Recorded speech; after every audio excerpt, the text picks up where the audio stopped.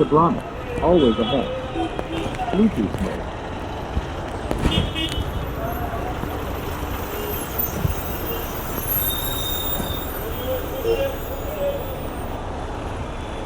ബഹുമാന്യരായ യാത്രക്കാരെ, പ്രിയമുള്ളവരെ, നിങ്ങൾ യാത്ര ചെയ്യുവാൻ ഒരുങ്ങി നിൽക്കുന്നവരാണെന്നും നിങ്ങളുടെ ലക്ഷ്യത്തിലേക്ക് കടന്നു പോകാനുള്ള വാഹനം വരുമ്പോൾ നിങ്ങളെല്ലാവരും കടന്നു പോകുമെന്നൊക്കെ അറിയാമെന്ന അല്പസമയം മാത്രം ചില കാര്യങ്ങൾ നിങ്ങളുടെ മുൻപിൽ നിന്നുകൊണ്ട് സംസാരിക്കും.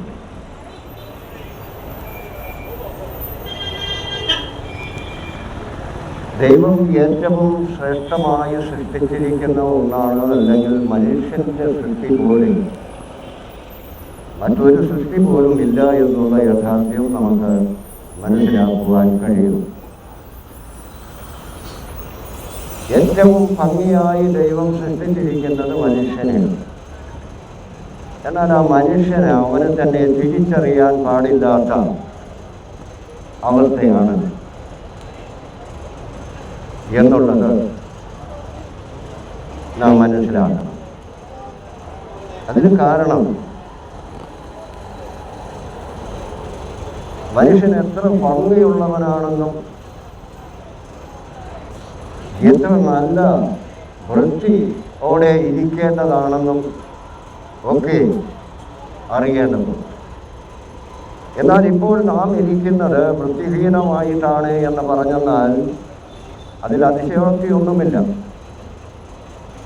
അത് ഈ ലോകത്തെ നാം നോക്കിക്കാണുമ്പോൾ നമുക്ക് മനസ്സിലാക്കുവാൻ കഴിയും.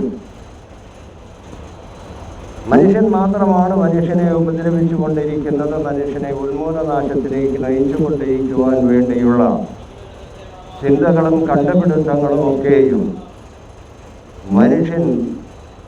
മനുഷ്യനെ തന്നെ തിരിച്ചറിയാതിരിക്കുന്നത് കൊണ്ടാണ് എന്ന് തിരുവെഴുത്ത് ബോധ്യപ്പെടുത്തുകയും. അപ്പോൾ മനുഷ്യൻ എത്ര ഭംഗിയുള്ളവനാണ് എന്നവൻ തിരിച്ചറിയണമെങ്കിൽ അവനിൽ പറ്റിയിരിക്കുന്നതായ മാലിന്യങ്ങളെയൊക്കെയും ഒന്ന് കഴുകി വൃത്തിയാക്കി അവൻ മാറി നിന്ന് അവനെ തന്നെ നോക്കുക, കാണുക, സന്തോഷിക്കുക എന്നുള്ള വസ്തുത തിരുവെഴുത്ത് പഠിപ്പിക്കുന്നു. അതാണ് എത്യോപ്യൻ രാജ്ഞിയുടെ സകല ഭണ്ഡാരത്തിനും മേൽവിചാരകനായ ഷണ്ടൻ അവനോട് അപ്പോസ്തലനായ ഫിലിപ്പോസ് ചോദിക്കുന്നത് ഇപ്രകാരമാണ്: നീ യേശുവിനെ ദൈവത്തിൻ്റെ പുത്രനായി വിശ്വസിക്കുന്നുവോ എന്ന് ആ മനുഷ്യനോട് ചോദിച്ചപ്പോൾ വിശ്വസിക്കുന്നു എന്ന് പറയുകയും, അങ്ങനെ അവർ യാത്ര ചെയ്തുകൊണ്ടിരിക്കുമ്പോൾ യേശുവിനെ പറ്റിയുള്ള സുവിശേഷം കേട്ട് അത് ബോധ്യപ്പെടുകയും ചെയ്തപ്പോഴാണ് യേശുവിനെ നീ ദൈവത്തിൻ്റെ ആണെന്ന് വിശ്വസിക്കുന്നുവോ എന്ന് ചോദിക്കുവാനിടയായി തീർന്നതും വിശ്വസിക്കുന്നുവെന്ന് പറഞ്ഞതും വെള്ളം കണ്ട സ്ഥലത്ത് അവൻ യാത്ര ചെയ്തുകൊണ്ടിരുന്ന തേര് നിർത്തി ആ ജലാശയത്തിൽ ഇറങ്ങി യേശുക്രിസ്തുവിൻ്റെ നാമത്തിൽ സ്നാനമേൽക്കുകയും ചെയ്തു. അവർ കരയ്ക്ക് കയറിയപ്പോൾ അപ്പോസ്തലനായ ഫിലിപ്പോസിനെ ദൈവത്തിൻ്റെ ആത്മാവ് എടുത്തുകൊണ്ടുപോയി. ഷണ്ടൻ ചുറ്റും നോക്കിയപ്പോൾ ആരെയും കണ്ടില്ല. അവൻ സന്തോഷത്തോടെ അവൻ്റെ കൊട്ടാരത്തിലേക്ക് യാത്രയായി എന്ന് അവിടെ കാണുവാൻ കഴിയും. ഒരു രാജ്യത്തിൻ്റെ ഭണ്ഡാര വിചാരകൻ എന്ന് പറയുമ്പോൾ അവിടുത്തെ മന്ത്രിയാണ്. മന്ത്രി കഴിവില്ലാത്ത ഒരു വ്യക്തിയല്ല. ഏറ്റവും ഉന്നതമായ വിദ്യാഭ്യാസവും അതുപോലെ തന്നെ അറിവും ബുദ്ധിയും ഒക്കെയുള്ള ഒരു മനുഷ്യനാണ് ഷണ്ടൻ എന്ന് പറയുന്നത്, അല്ലെങ്കിൽ മന്ത്രി. അങ്ങനെയുള്ള ഒരു മന്ത്രിയാണ് ഇപ്പോഴൊരു പുതിയ അവസ്ഥയിലേക്ക് മാറി വന്നപ്പോൾ ആ മനുഷ്യൻ സന്തോഷത്തോടെ കൊട്ടാരത്തിലേക്ക് മടങ്ങിപ്പോയി എന്നാണ് അവിടെ കാണുവാൻ കഴിയുന്നത്.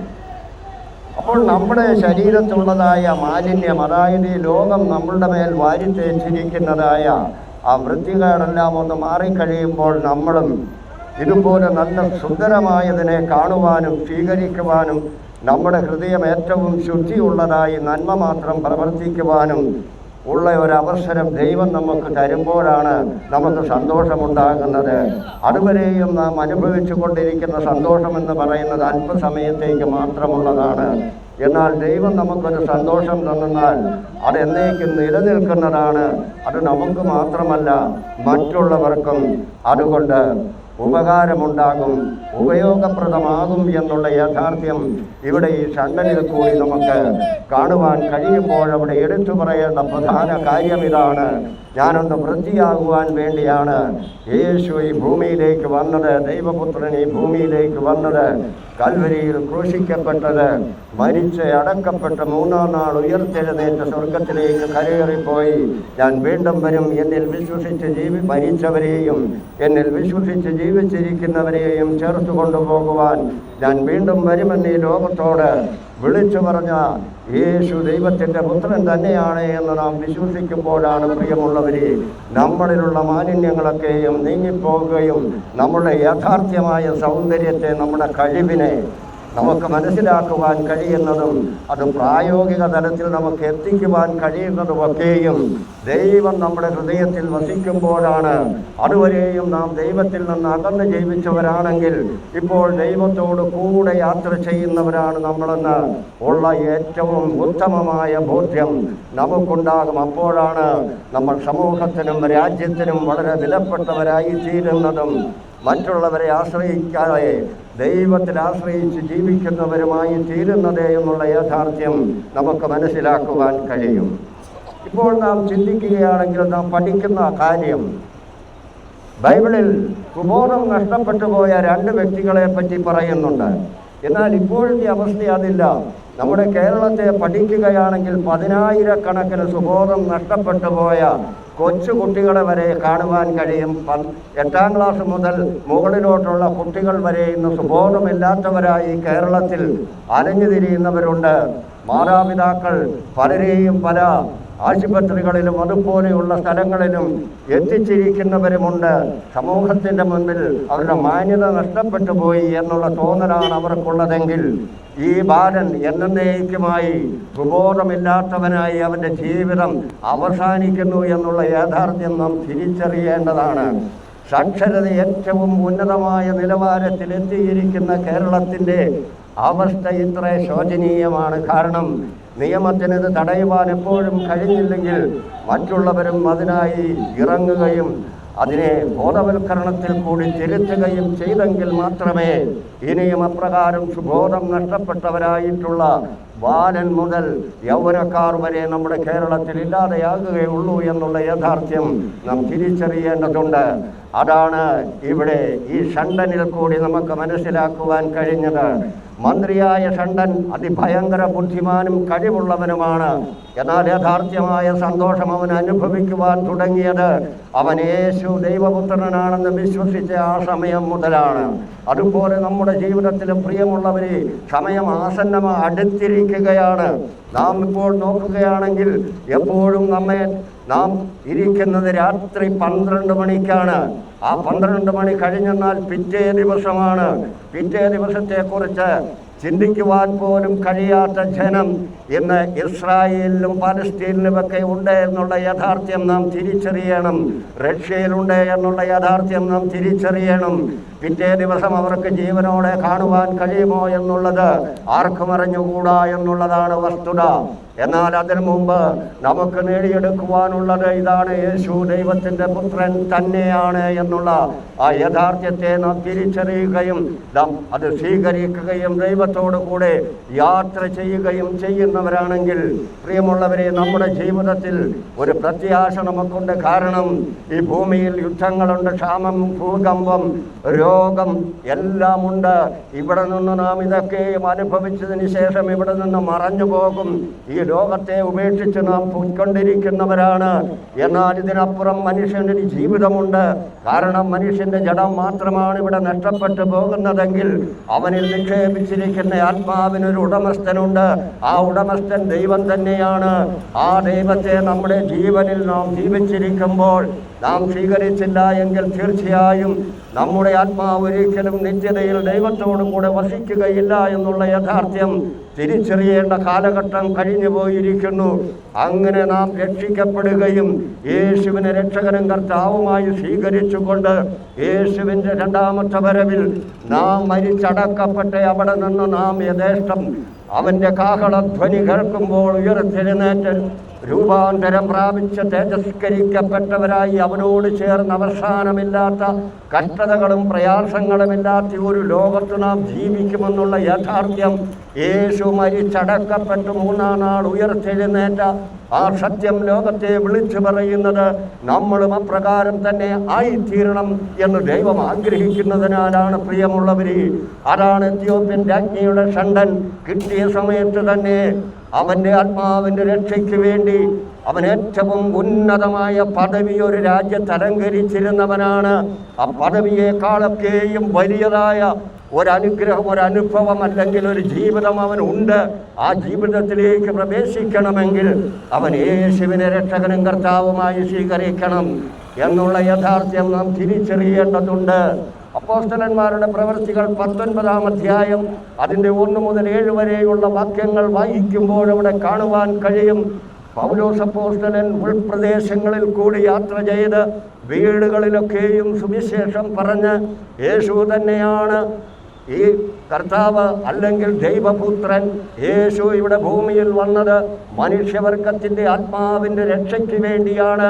ആ യേശുവിനെ നാം സ്വീകരിക്കണമെന്ന് ജനത്തോട് വിളിച്ചു പറഞ്ഞുകൊണ്ട് ഉൾപ്രദേശങ്ങളിൽ നിന്നും ഇറങ്ങി വന്ന് പട്ടണത്തിൻ്റെ ഒരു മൂലയിൽ ഒരു ആരാധനാലയത്തിൽ അവിടെ അപ്പോസ്തലൻ ശുശ്രൂഷിച്ചു കൊണ്ടിരുന്നപ്പോൾ അവിടെ 12 പേരുണ്ടായിരുന്നു. അവരിൽ യാതൊരു മാറ്റവുമില്ല. ദൈവത്തിൻ്റെ ആത്മാവിൻ്റെ ഒരു ലേശം കണിക പോലും അവരിലില്ലായിരുന്നു. അപ്പോഴാണ് അപ്പോസ്തലൻ അവരോട് ചോദിക്കുവാനിടയായത്, നിങ്ങൾ ആരുടെ നാമത്തിൽ എന്ന് എവിടെ വെച്ച് സ്നാനപ്പെട്ടു എന്ന് ചോദിച്ചപ്പോൾ അവർ പറഞ്ഞത്, ഞങ്ങൾ യോഹന്നാൻ്റെ കൈക്കീഴിൽ സ്നാനമേറ്റു എന്ന് പറഞ്ഞു. അപ്പോഴാണ് അപ്പോസ്തലൻ പറഞ്ഞത്, നിങ്ങൾ യേശുക്രിസ്തുവിൻ്റെ നാമത്തിൽ സ്നാനമേൽക്കുമെന്ന് പറഞ്ഞ് അവർ പോയി യേശുക്രിസ്തുവിൻ്റെ നാമത്തിൽ സ്നാനമേറ്റ് അവർ മടങ്ങി വന്നു. പിന്നീടുള്ള ആരാധനയിൽ അപ്പോസ്തലൻ അവരുടെ തലയിൽ കൈവച്ചപ്പോൾ അവരുടെ മേൽ പരിശുദ്ധാത്മാവ് ഇറങ്ങി വരികയും അവർ അന്യഭാഷയിൽ സംസാരിക്കുകയും അവർ പ്രവചിക്കുവാൻ തുടങ്ങുകയും ചെയ്യുന്നതായി അപ്പോസ്തലന്മാരുടെ പ്രവൃത്തികൾ 19-ാം അധ്യായം 1 മുതൽ 7 വരെയുള്ള വാക്യങ്ങൾ വായിക്കുമ്പോൾ അവിടെ നമുക്ക് കാണുവാൻ കഴിയും. കാരണം യേശു ക്രിസ്തുവിൻ്റെ നാമത്തിൽ സ്നാനമേൽക്കുന്ന ഒരു വ്യക്തിയുടെ മേൽ മാത്രമേ പരിശുദ്ധാത്മാവ് പ്രവേശിക്കുകയുള്ളൂ. പരിശുദ്ധാത്മാവിൻ്റെ ശക്തി അവരുടെ മേലേ വരികയുള്ളൂ. അതാണ് അപ്പോസ്തലന്മാരുടെ 12 പേരോടും യേശു പറഞ്ഞത്. എന്നാൽ പരിശുദ്ധാത്മാവ് നിങ്ങളുടെ മേൽ വരുമ്പോൾ ശക്തി ലഭിച്ചിട്ട് യെരൂശലേമിലും യഹൂദ്യയിലും എല്ലായിടത്തും ശമര്യയിലും ഭൂമിയുടെ അറ്റത്തോളം നിങ്ങൾ എൻ്റെ സാക്ഷികളാകുമെന്ന് പറഞ്ഞത് മറ്റൊന്നും കണ്ടല്ല. പരിശുദ്ധാത്മാവ് വന്നെങ്കിൽ മാത്രമേ നിങ്ങൾക്ക് ശക്തി ലഭിക്കുകയുള്ളൂ. അപ്പോൾ മാത്രമേ നിങ്ങൾക്ക് വചനം പ്രസംഗിക്കുവാൻ കഴിയുകയുള്ളൂ. പ്രിയമുള്ളവരെ, കേരളത്തിൻ്റെ എല്ലാ ജില്ലകളിലും അതിൻ്റെ മിക്കവാറും ബസ് സ്റ്റാൻഡുകളിലും ബസ് സ്റ്റോപ്പുകളിലും ഓട്ടോ സ്റ്റാൻഡുകളിലും കോളനികളിലുമൊക്കെ പോയി ഈ യേശുക്രിസ്തുവിനെ 22 വർഷമായി പ്രസംഗിക്കുന്ന എനിക്ക് അനേകം അനുഭവങ്ങൾ മനുഷ്യരിൽ നിന്ന് തന്നെ നേരിട്ടിട്ടുണ്ട്. അതൊക്കെ ഏറ്റവും ശോചനീയമായിരുന്നു. എന്നാൽ പരിശുദ്ധാത്മാവില്ലാത്ത ഒരു മനുഷ്യൻ സുവിശേഷ വിരോധി എന്നല്ല ഞാൻ പറയുന്നത്. ശത്രു ഒരു അടിയടിക്കുമ്പോൾ ആ അടി കൊണ്ട് അന്നവൻ സുവിശേഷം നടത്തും. എൻ്റെ വിശ്വാസ ജീവിതത്തിൽ സുവിശേഷ കാലഘട്ടത്തിൽ അനേക പ്രാവശ്യം ഏറ്റുവാങ്ങിയിട്ടുണ്ട്. എനിക്ക് സന്തോഷമല്ലാതെ അവരോട് യാതൊരു വിരോധവും ഉണ്ടായിട്ടില്ല. പലരോടും ഞാൻ ക്ഷമ അങ്ങോട്ട് ഏറ്റു പറഞ്ഞിട്ടുണ്ട്. സഹോദര അല്ലെങ്കിൽ സുഹൃത്തെ, ബഹുമാന്യനായ വ്യക്തിയെ, നിങ്ങൾക്ക് എന്നെ തല്ലിയപ്പോൾ എന്താണ് നിങ്ങൾക്കുണ്ടായ അനുഭവം? നിങ്ങൾക്കൊരാശ്വാസം ലഭിച്ചുവെങ്കിൽ ഇനിയുമാകാം എന്ന് പറഞ്ഞു. എന്നാൽ ആ സ്ഥലങ്ങളിലേക്ക് എനിക്ക് പിന്നെയും ചെല്ലുമ്പോൾ അവരൊക്കെയും വളരെ സ്നേഹത്തോടു കൂടി എൻ്റെ അടുത്ത് വരുന്നതായി എനിക്ക് കാണുവാൻ കഴിഞ്ഞു. പ്രിയമുള്ളവരെ, അതാണ് യേശു കർത്താവിൻ്റെ സ്നേഹം. ആ സ്നേഹം നമ്മുടെ ഹൃദയത്തിൽ പകരണം എങ്കിൽ, അത് നമുക്ക് ലഭിക്കണമെങ്കിൽ യേശുവിനെ നാം സ്വീകരിക്കണം. ഭയങ്കരമായ രോഗത്താൽ ഭാരപ്പെടുന്ന അനേക വ്യക്തികൾ ഇന്ന് രോഗത്തുണ്ട്. ഒരാശ്വാസവുമില്ല. സാമ്പത്തികം ഇഷ്ടം പോലെയുണ്ട്, സൗഖ്യം ലഭിക്കുകയില്ല. എന്നാൽ പ്രിയമുള്ളവരെ, ഞാൻ വിളിച്ചു പറയുകയാണ്, നിങ്ങളുടെ ഹൃദയത്തിൽ യേശുവുണ്ടെങ്കിൽ നിങ്ങളെ ഒരു രോഗത്തിനും പരാജയപ്പെടുത്തുവാൻ കഴിയുകയില്ല. കാരണം ഈ ലോകത്ത് രോഗങ്ങളും ക്ഷാമവും ദുഃഖവും ദുരിതങ്ങളും വേദനകളും ഒക്കെയും മനുഷ്യൻ അനുഭവിക്കുമ്പോൾ അവരുടെ നിത്യത ദൈവം വെച്ചിരിക്കുന്നു. ആ നിത്യതയിൽ അവൻ ഏറ്റവും സന്തോഷത്തോടു കൂടി അവസാനമില്ലാത്ത കാലം വരെയും ദൈവത്തോടു കൂടെ വസിക്കും എന്നുള്ള യാഥാർത്ഥ്യം നാം തിരിച്ചറിയേണ്ടതുണ്ട്. അതാണ് യേശുക്രിസ്തുവിൽ വിശ്വസിക്കുന്നവന്റെ പ്രത്യാശ. അതാണ് ഇവിടെ ഷണ്ടൻ സന്തോഷത്തോടെ മടങ്ങിപ്പോയത്.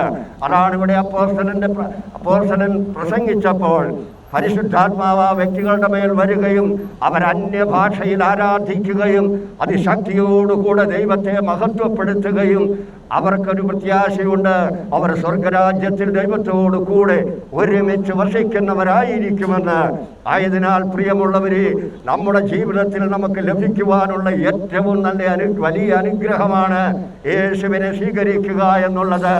ആ മാതൃക നമ്മുടെ തലമുറയ്ക്ക് നാം പകർന്നു കൊടുക്കുന്നുവെങ്കിൽ തീർച്ചയായും അവരൊരു കല്ലിലും തട്ടി ഇടറിപ്പോകുകയില്ല. അവർ മദ്യത്തിന് അടിമയാകുകയില്ല, അവർ മയക്കുമരുന്നിന് അടിമയാകുകയില്ല, അവർ ഇരുട്ടിൽ കൂടി യാത്ര ചെയ്യുന്നവരായിരിക്കുകയില്ല, അവർ നല്ല പ്രകാശത്തിൽ കൂടി യാത്ര ചെയ്യുന്നവരായിരിക്കും. ദൈവം അവരെ ഈ ഭൂമിയിൽ തന്നെ ഉന്നതമായ പദവികൾ, സ്ഥാനങ്ങൾ നൽകി ദൈവത്തിൻ്റെ സാക്ഷിയാണ് ഇവനെന്ന് പറയുവാൻ തക്കവണ്ണം അവനെ ആത്മീയവും ഭൗതികവുമായ നന്മകളാൽ ദൈവം അനുഗ്രഹിക്കും എന്ന് ഞാൻ ഉറക്കെ വിളിച്ചു പറയുകയാണ്. പ്രിയമുള്ളവരെ, ദൈവത്തിൻ്റെതാണ് ഇവിടെയുള്ള സകല സമ്പത്തും. ദൈവത്തോട് ആരപേക്ഷിക്കുന്നുവോ അതവർക്കും ദൈവം നൽകും. കാരണം നമ്മെ തന്നെ നോക്കുക, നമ്മുടെ വീടും പുരയിടവും മറ്റൊരു മനുഷ്യന്, അയൽവക്കത്തെ കുട്ടിക്ക് നാം എഴുതി കൊടുക്കുമോ, വെറുതെ കൊടുക്കുമോ? കാരണം നമുക്ക് സ്വന്തമായി ഒരു മകനുണ്ട്, ഒരു മകളുണ്ട്, അവർക്ക് അവകാശപ്പെട്ടതാണത്, അവർക്ക് മാത്രമേ അത് നൽകുകയുള്ളൂ. ഇതുപോലെയാണ് ദൈവവും. സകല സമ്പത്തും ദൈവത്തിൻ്റെതാണ്. അതിൽ നിന്ന് ദൈവം സന്തോഷവും സമൃദ്ധിയും അനുഭവിക്കുവാൻ വേണ്ടി തൻ്റെ മക്കൾക്കത് ദാനമായി കൊടുക്കും. പ്രിയമുള്ളവരെ, നമ്മുടെ ജീവിതത്തിൽ ഈ ഷണ്ടനെ പോലെ, എത്യോപ്യൻ രാജ്ഞിയുടെ മന്ത്രിയെ പോലെ ഒരു പുതിയ സന്തോഷം അനുഭവിക്കുവാൻ, ഒരു പുതിയ ജീവിതം തുടങ്ങുവാൻ, നമ്മുടെ ശരീരത്തിലുള്ളതായ മാലിന്യങ്ങൾ യേശുവിൻ്റെ നാമത്തിൽ കഴുകിക്കളഞ്ഞ് വൃത്തിയാക്കി നാം നമ്മെ തന്നെ ഒന്ന് തിരിച്ചറിയുകയും നാം ഏറ്റവും വിലപ്പെട്ടവനും ഏറ്റവും ഭംഗിയുള്ളവനും ഏറ്റവും കഴിവുള്ളവനുമാണ് എന്നുള്ള യാഥാർത്ഥ്യം നാം തിരിച്ചറിയണമെങ്കിൽ നമ്മുടെ ഹൃദയത്തിൽ യേശു കർത്താവ് ജീവിച്ചിരിക്കണം. എങ്കിൽ മാത്രമേ അത് സാധ്യമാകുകയുള്ളൂ എന്ന് പറഞ്ഞുകൊണ്ട് ഞാൻ എൻ്റെ വാക്കുകൾ ഇപ്പോഴിവിടെ അവസാനിപ്പിക്കുന്നു. വചനം കേട്ട സകല മനുഷ്യരെയും കർത്താവായ യേശുക്രിസ്തു ധാരാളമായി അനുഗ്രഹിക്കട്ടെ. യേശുവിൻ്റെ സമാധാനവും സന്തോഷവും സ്നേഹവും അവരുടെ ഭവനങ്ങളിൽ എന്നും എപ്പോഴും വസിക്കട്ടെ.